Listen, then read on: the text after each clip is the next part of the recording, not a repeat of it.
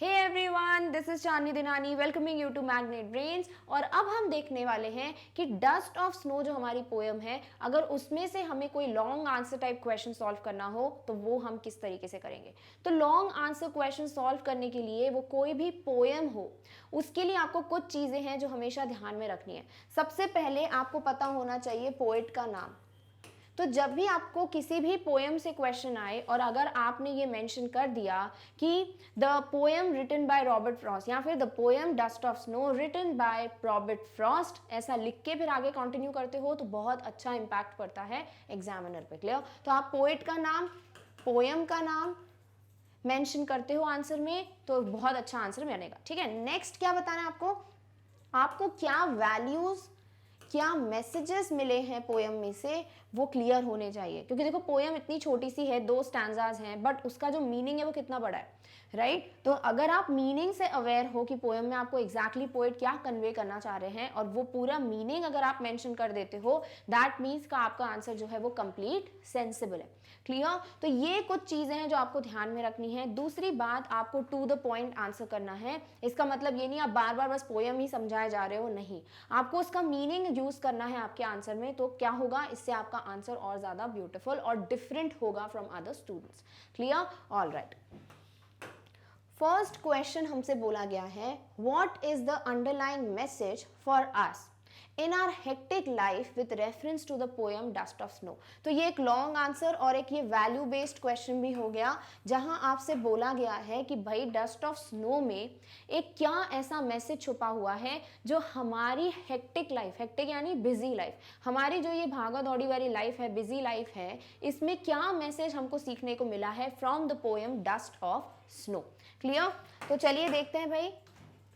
So the poem tells that even a simple moment has a larger significance. ये है आपका main punch line बोल सकते हो of the poem, main message of the poem, कि हर एक छोटी सी छोटी चीज का भी बहुत बड़ा इंपॉर्टेंस, बहुत बड़ा सिग्निफिकेंस हो सकता है आपकी लाइफ में। और यही है जो डस्ट ऑफ स्नो पोएम हमको सिखाता है। Clear? So the poem tells that even a simple moment has a larger significance.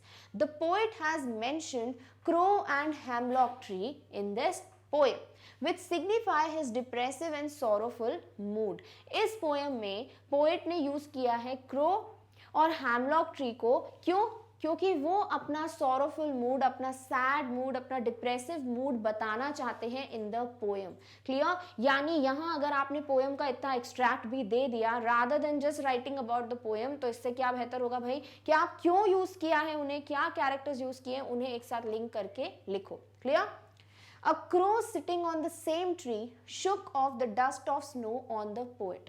On the same tree यानी कि भाई पोएट जहां पे बैठे थे, ऑल क्लियर, राइट? तो पोएट जहां बैठे थे ट्री के नीचे, हैमलॉक ट्री के नीचे, वहीं पे एक क्रो बैठा था उसके ऊपर और वहीं से उसने क्या किया, एक स्नो जो है, स्नो डस्ट जो है वो शूक ऑफ की on the poet. This simple action changed the poets mood. क्यों लिखा सिंपल एक्शन? सिर्फ एक्शन भी लिख सकते थे, क्योंकि यहाँ आपने बताया एक सिंपल मोमेंट, राइट? तो क्या बोल रहे हैं, एक सिंपल सा एक्शन था भाई, स्नो गिरी, अब इससे क्या चेंजेस आ सकते हैं लाइफ में। बट पोएट का नजरिया देखो कि वो जो एक सिंपल सा एक्शन हुआ, that changed what, poets mood. He realized that he had just wasted a part of his day repenting and being lost in sorrow। Poet ने रियलाइज किया कि भाई मैंने अपने दिन का एक बहुत इंपॉर्टेंट पार्ट, भाई हर एक दिन आपकी लाइफ का क्या है, बहुत इंपॉर्टेंट हिस्सा, बट अगर पोएट ने रियलाइज कर लिया कि भाई मैं अपने पूरे दिन का आधा हिस्सा तो क्या कर चुका हूँ, वेस्ट कर चुका हूँ, किसमें, रिपेंट करते हुए, रिग्रेट करते हुए, क्राई करते हुए ओवर द लॉसेस और over whatever he was sad about that thing, right? तो क्या हुआ, वेस्ट हुआ वो पूरा दिन। But the change in his mood made him realise that he should utilise the rest of the day in some useful activity. फिर next stanza में अपन को क्या बताया था भाई पोएट ने, कि ये जो स्नो डस्ट गिरी मेरे ऊपर, इस वजह से जो मेरे मूड में चेंज आया है, जो एक पॉजिटिविटी आई है, उससे मुझे रियलाइज हुआ है कि भाई जो मैंने वेस्ट कर दिया आधा दिन उसे छोड़ो, बट जो बाकी का रेस्ट ऑफ द डे है वो तो मैं किसी यूजफुल एक्टिविटी में इन्वेस्ट कर लूं, उसे मैं वेस्ट ना करूं। Clear? The underlying message for us in our hectic life, देखो डायरेक्टली नहीं आ गया, क्वेश्चन में क्या पूछा था कि अंडरलाइंग मैसेज क्या है, पर आप पहले ये तो बताओ ना डस्ट ऑफ स्नो से एक पोएट पे क्या असर पड़ा, आप उससे क्या सीखे फिर वो बताओगे. Clear. So the underlying message for us in our hectic life with reference to the poem Dust of Snow is that we should enjoy nature at most. यानी हमें नेचर का मतलब ये नहीं सिर्फ पेड़ पौधे, एवरीथिंग अराउंड यू, हर एक चीज जो हमारे आसपास है उसे हमें एंजॉय करना चाहिए अटमोस्ट, यानी कि जितना कर सकते हो, right. And we should have a positive outlook even towards simple acts because they can lead to the learning of greater lessons of enjoying life. Very beautifully ended कि यहाँ पर हमने लिखा है कि हर एक छोटी छोटी चीज़ या फिर हमारे नेचर में जो कुछ भी है हमें उससे क्या करना चाहिए, उससे हर चीज़ एंजॉय करनी चाहिए, सीखनी चाहिए. क्यों? क्योंकि एक छोटी सी छोटी चीज़ भी हमें अपनी लाइफ में बड़ी चीज़ें करने के लिए, हमें अपनी लाइफ को एंजॉय करने के लिए एक शिक्षा, एक एजुकेशन, एक मैसेज दे सकती है. क्लियर. तो यहाँ पर हमको समझ आ चुका है कि हाँ भाई पोएट का मतलब ये था कि एक अंडरलाइंग मैसेज ये है इस वीडियो में कि आप जो हो अपने आसपास की हर एक चीज़ को पॉजिटिवली देखो, एक पॉजिटिव आउटलुक से देखो, ऑप्टिमिस्टिकली देखो, ताकि वो एक छोटी सी छोटी चीज़ भी आपकी लाइफ में एक पॉजिटिव और एक बड़ा चेंज ला पाए. Clear. All right. Next question is, no matter how ordinary or unimportant an incident may be, भले ही फर्क नहीं पड़ता कि एक इंसिडेंट जो हुआ वो कितना ही अनऑर्डिनरी हो, कितना ही यूजलेस हो, कितना ही अनइम्पॉर्टेंट हो, इट्स द रिएक्शन और the response that matters. Matter क्या करता है कि भाई आपका रिएक्शन क्या था उसके खिलाफ, आपका एक बोल सकते हो आउटलुक कैसा था, right? How was your response? That matters, not the situation. Your response matters in the life. Taking inspiration from the poet's reaction, write how inherent values can be picked up and learned. Dust of snow में से आपको ये देखना है कि भाई जो inspiration poet ने हमें दिया है, जो उन्होंने खुद सीखा इस पोएम से, उससे हम क्या देख पा रहे हैं, हमने क्या इनहेरेंट वैल्यूज जो है अपनाई हैं, वो सब हमको यहाँ पे बताना है. Again this is what a kind of value based question and also a long answer type question. Yes, response matters a lot. पहले आपने सपोर्ट किया इस लाइन को कि हाँ भाई रिस्पॉन्स मैटर करता है. Inherent values can be picked up by adopting a positive attitude towards everything. किसी भी चीज़ से लाइफ में कुछ भी हो, वो बहुत खराब हो, वो बहुत अच्छा हो, हर एक चीज़ से आप एक इनहेरेंट वैल्यू, एक अच्छी वैल्यू जो हो ले सकते हो. डिपेंड्स आपका आउटलुक क्या है उसके खिलाफ, राइट. तो अगर आप जो हो पॉजिटिव आंखों से देख रहे हो, पॉजिटिव व्यूज से देख रहे हो, then you will definitely learn something good. और अगर आप सिर्फ नेगेटिव देखोगे तो पॉजिटिव दिखेगा ही कैसे. क्लियर. तो क्या बोल रहे हैं यहाँ पर कि bye adopting a positive attitude towards everything, because everything and every moment in life are great teachers. क्योंकि लाइफ में कोई भी चीज़ हो, कोई भी मोमेंट हो, सब हमारे लिए क्या होते हैं, बहुत अच्छे टीचर्स होते हैं. Clear. Each little thing can teach us some important lessons at times and even a small flake of snow has its own significance. हर एक चीज़, हर एक मोमेंट जो है उनका बहुत इंपॉर्टेंस होता है लाइफ में, वो एक अच्छे टीचर की तरह काम करते हैं क्योंकि हर एक छोटी चीज़ से हमें बहुत कुछ सीखने को मिलता है. जैसे हमने पोएम का एग्जाम्पल दिया कि भाई एक छोटा सा स्नो फ्लेक जो है, जो डस्ट ऑफ स्नो है, उसका भी एक बहुत बड़ा सिग्निफिकेंस है. We should not judge anything by its appearance. Even crow and hemlock tree known as bad omen, but they can also bring cheerfulness and upliftment in poet's mood. Same चीज़ जो हमने पोएम डिस्कस करते वक्त बात की थी कि किसी भी चीज़ को जस्ट उसके बोल सकते हो आउटलुक की वजह से, जस्ट बिकॉज उसके लिए जो भी बातें हैं आप उसी तरीके से देखो, ऐसा ज़रूरी नहीं है. फॉर एग्जाम्पल क्रो और हैमलॉक ट्री दोनों ही बैड ओमेन की तरह देखे जाते हैं, दोनों ही नेगेटिव चीज़ें डिस्प्ले करते हैं, बट ज़रूरी नहीं है आप सिर्फ उस नेगेटिविटी को ही देखते रहो, उसी को अपने दिमाग में बिठा लो. बल्कि बेटर क्या होगा कि आप जैसे पोएट जो है अपलिफ्ट हो गए, चीयरफुल बन गए, किससे, इन्हीं चीज़ों को देखते हुए, वैसे आप भी हर एक चीज़ को पॉजिटिव आउटलुक से देखो. ये सारी चीज़ें क्यों समझ रहे हैं हम, क्योंकि जब आंसर्स लिखने बैठोगे ना यही चीज़ें घूमेंगी और फिर आप अपने वर्ड्स में इनको लिख पाओगे. Clear. All right. So nothing is useless in nature. तो कुछ भी, नेचर मतलब क्या, एनवायरमेंट नहीं, नेचर यानी हर चीज़ हमारे अराउंड. तो नेचर में कुछ भी चीज़ यूजलेस नहीं है. Nature is very beautiful. हर चीज़ जो है बहुत ब्यूटिफुल है हमारे around. One should live his present cheerfully rather repenting for the losses. यानी कि हर किसी को चीयरफुली अपनी लाइफ बितानी चाहिए, खुशी खुशी अपनी लाइफ बितानी चाहिए। सिर्फ वो एक चीज़ जो आपको नहीं मिली या फिर कुछ गलत हो गया उसी पे रोओगे, क्राई करोगे ओवर इट या फिर रिपेंट करते रहोगे तो क्या होगा, finally you will waste your day. But if you try to fix it और if you try to move on तो क्या होगा भाई, finally you will get good results. Clear? तो ये कंप्लीट आंसर जो है परफेक्ट है हमारे क्वेश्चन के लिए जहां पे हमसे इनहेरेंट वैल्यूज की बातें की है। Clear? Alright, next question. Question number 3 is, positive attitude in life can make the world a better place to live. Do you agree or disagree with reference to the poem Dust of Snow? Express your views. Again a value based question है। इस poem में आपको ज़्यादातर value based questions आएंगे जहां आपके views आपको रखने हैं। Question क्या है कि positive attitude life में बहुत बड़ा change ला सकता है, ठीक है, और ये वर्ल्ड को एक बेटर प्लेस बना सकता है। इमेजिन करो हर एक इंसान पूरे वर्ल्ड में सिर्फ पॉजिटिविटी लेके घूमे, हर पॉजिटिव बात करे तो क्या होगा, कितनी ब्यूटीफुल हो जाएगी place to live in, right? Do you agree और डिसअग्री? क्या आप एग्री करते हो इस पॉइंट से या डिसएग्री करते हो with reference to the poem? अब कौन सी पोएम है आपको समझ आ जाना चाहिए, पॉजिटिव एटीट्यूड इन लाइफ वाली पोएम कौन सी है भाई? ये है डस्ट ऑफ स्नो।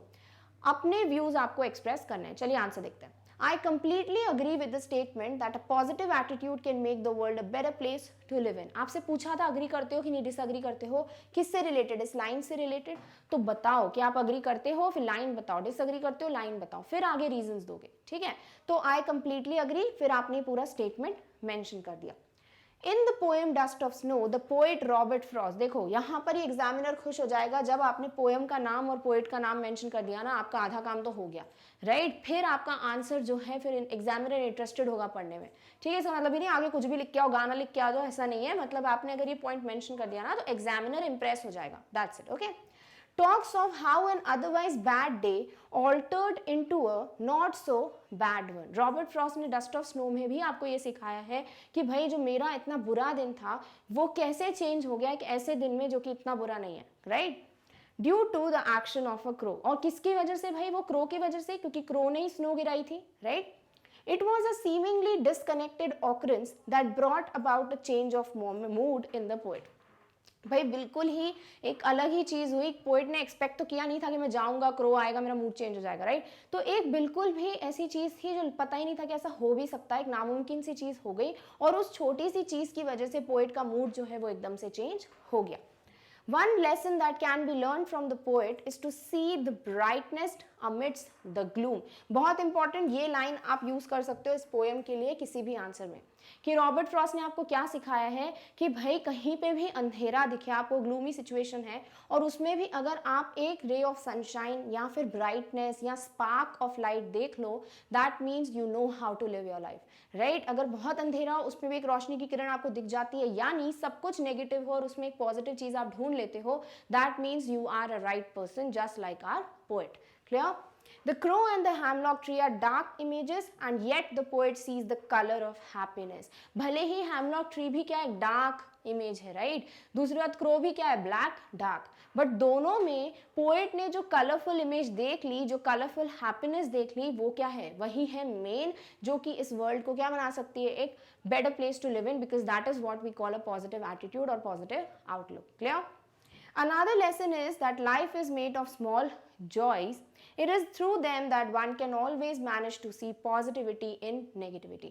और दूसरा लेसन क्या सीखने को मिलता है कि भाई लाइफ जो है वो छोटी छोटी खुशियों से मिलके बनी है, right? It's made up of small joys, और अगर आप उन छोटी छोटी खुशियों की वजह से हर एक नेगेटिव सिचुएशन में वो छोटी सी खुशी ढूंढ लेते हो, वो पॉजिटिविटी ढूंढ लेते हो, then you know what positive attitude और positive outlook looks like.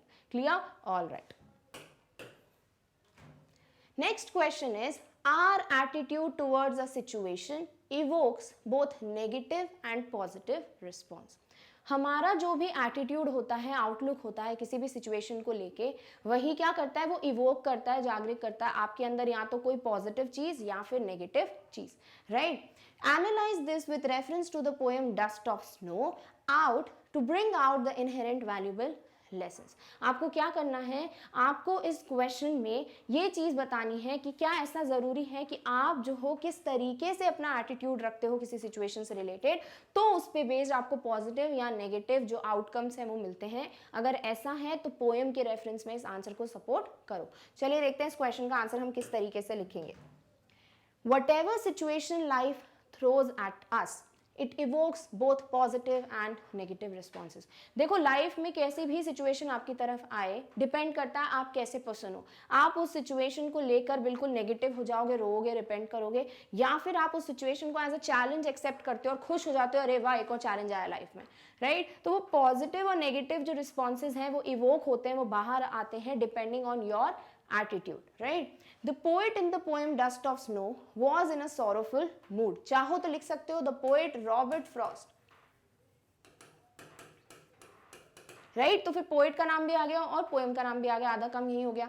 So the poet in the poem Dust of Snow was in a sorrowful mood. वो क्या थे? एक दुखी मूड में थे। However, when a crow shook down the dust of snow on him, his bitter mood changed into a more optimistic one. But हुआ क्या भाई, जैसे ही वो बैठे हुए थे, ऑलरेडी देखो तुम दुखी बैठे हुए हो और तुम्हारे ऊपर स्नो जो है, क्रो जो है वो स्नो गिरा के चला जाए, तुम क्या करोगे भाई?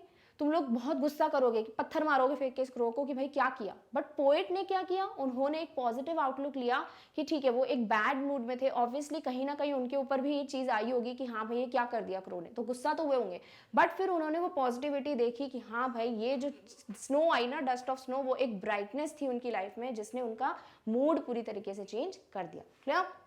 Now being in a sorrowful or bad mood already, the poet could have got angry at the crow also, right? Poet चाहते तो वो गुस्सा कर सकते थे क्रो पे, बट उन्होंने ऐसा नहीं किया, उन्होंने बल्कि उसे एक पॉजिटिव वे में लिया।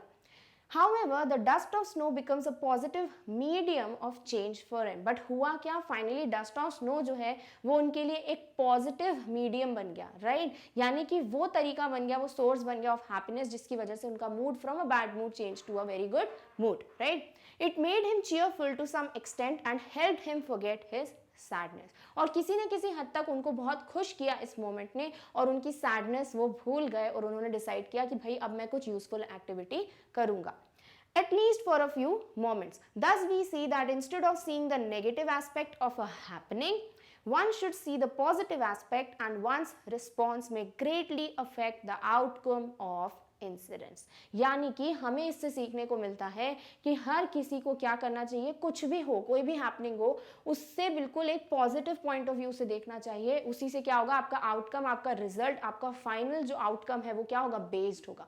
अगर आप नेगेटिवली देखते, यहाँ पोएट भी अगर इसे नेगेटिवली देखते, गुस्सा करते, क्रो को पत्थर मारते, तो बाकी का दिन भी वेस्ट कर देते, राइट? ये एक ब्यूटीफुल पोएम फॉर्म नहीं होती। बट उन्होंने क्या किया, वो ब्राइटनेस, वो पॉजिटिविटी, वो कलरफुल, वो कलर्स देखे, यानी कि उन्होंने अपना पॉजिटिव आउटलुक रखा। एंड दैट्स व्हाई ये जो पोएम है हमें टीच करती है कि you should always have a positive outlook for anything and everything that happens in your life. Clear? All right. Next question is, the poet has succeeded in giving valuable information in a light-hearted manner. यानी बहुत ही simple सी language में, बहुत easy language में poet ने इतना बड़ा message जो है हमको समझा दिया है। What creates the desired effect? Highlight its importance in present day life. ये जो उन्होंने सिंपल सी लैंग्वेज यूज की, वो क्यों की, उसका इंपॉर्टेंस क्या था इस इफेक्ट को, इस पॉजिटिव इफेक्ट को क्रिएट करने में, और इसे आप अपनी रियल लाइफ में भी किस तरीके से बता सकते हो कि क्या, किस तरीके से ये इंपॉर्टेंट है। Clear? All right. Truly, Robert Frost has used simple language to drive home a very significant message. बहुत अच्छी लाइन से स्टार्ट किया है कि बिल्कुल सच में रॉबर्ट फ्रॉस्ट ने एक बहुत ही सिंपल लैंग्वेज का यूज करते हुए इतनी कॉम्प्लेक्स चीज को हमारे तक पहुंचाया है। That little things sometimes have a big impact. और वो क्या मैसेज है कि भाई एक छोटी सी छोटी चीज का भी बहुत बड़ा इम्पैक्ट हो सकता है आपकी लाइफ पे। An easy, uncomplicated language coupled with unusual visual imagery and brevity of words create the desired effect. क्यों आया वो desired effect? कैसे वो simple सी language में आपको इतना complex message समझ आ गया? क्योंकि उन्होंने क्या यूज किया है, एक easy अनकॉम्प्लिकेटेड लैंग्वेज। इजी है, सबको समझ आ रहा है, और अनकॉम्प्लिकेट किया। ऐसा होता है ना, पोएट जो होते हैं वो अपनी पोएम्स में अपना जो उनका, क्योंकि देखो कला है, उनकी स्किल है, तो वो बहुत ज़्यादा कॉम्प्लिकेटेड लैंग्वेज भी यूज़ कर लेते हैं जो हर किसी को समझ नहीं आती। बट यहाँ रॉबर्ट फ्रॉस्ट ने क्या किया, बहुत ईजी और अनकॉम्प्लिकेटेड लैंग्वेज को यूज़ किया है। coupled with unusual visual imagery, जो कि यूजुअल नहीं होती, राइट? वैसे ही उन्होंने इमेजरी यूज की, यानी आपको क्रो दिख रहा है, आपको हैमलॉक ट्री दिख रहा है, आपको स्नो दिख रहा है, यानी जो नॉर्मली यूज नहीं होता वो अनयूजुअल सी इमेजरी उन्होंने यूज की है। एंड ब्रेविटी ऑफ वर्ड्स, और जो प्रॉपर यूसेज ऑफ वर्ड्स है, जो एक बोल सकते हो पैटर्न है, वो उन्होंने यूज करते हुए इस डिजायर्ड इफेक्ट को क्रिएट किया है। The poet's bitterness finds reflection even in the environment around him.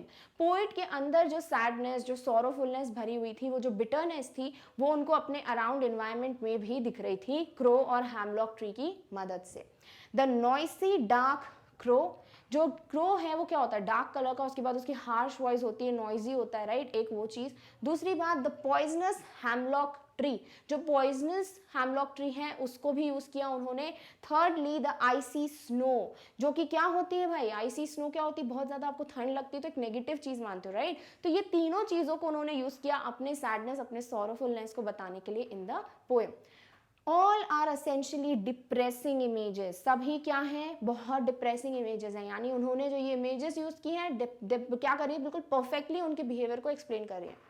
However, despite the negativity, when the crow shakes down the dust of snow onto the poet, भले ही उनके around negative चीजें ही थी, एक hemlock tree थी जो poisonous है, ice ही ice है, ठंड है, फिर एक क्रो जा रहा है आवाज करते हुए, तो ये सारी चीजें क्या कर रही थी, उनको ऑलरेडी एक बैड मूड था, तो वो और बैड मूड हो सकता था, बट उन्होंने क्या किया भाई, जैसे ही उन पे क्रो ने ये डस्ट ऑफ स्नो गिराई, वो नेगेटिविटी नहीं दिखी उनको वो पॉजिटिविटी दिखी। Down the dust of snow onto the poet, it also shakes off some of the poet's regretful thoughts. जिन चीज़ों पे वो regret कर रहे थे, repent कर रहे थे, वो जो snow shake off हुई, उसके साथ उनके regretful thoughts भी shake off हो गए।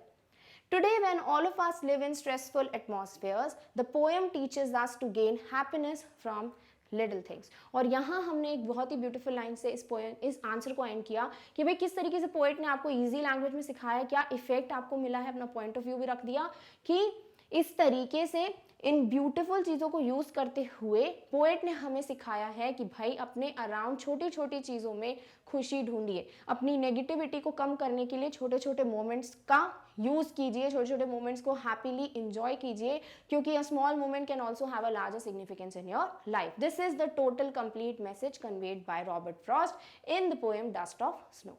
Clear? All right. So with this we come to an end of our topic, which is long answer type questions based on the poem Dust of Snow। यानी कि Dust of Snow से आपको कोई भी question आएगा, आप बिल्कुल clear हो, आपके पास बहुत सारे वर्ड्स आ गए हैं, आंसर्स का कलेक्शन आ गया है कि अब कोई भी क्वेश्चन आएगा ना डस्ट ऑफ स्नो से, आप कोई भी आंसर को यूज करते हुए, मॉडिफाई करते हुए अपना आंसर लिख लोगे, राइट? यानी आपके दिमाग में पूरी इमेज क्लियर है कि हाँ किस तरीके से पोएट ने हमें क्या क्या कन्वे करने की कोशिश की है, हर एक कैरेक्टर जो मेंशन है पोएम में वो क्या डिस्प्ले करता है, and what is the underlying message for us. Clear? तो any question comes you are ready to tackle with it, right? Okay, all right. चलिए नेक्स्ट वीडियो में मिलेंगे with the next topic very soon. Till then take care of yourself, और इस topic की notes की link आपको description box में मिल जाएगी। Thank you so much for watching, bye.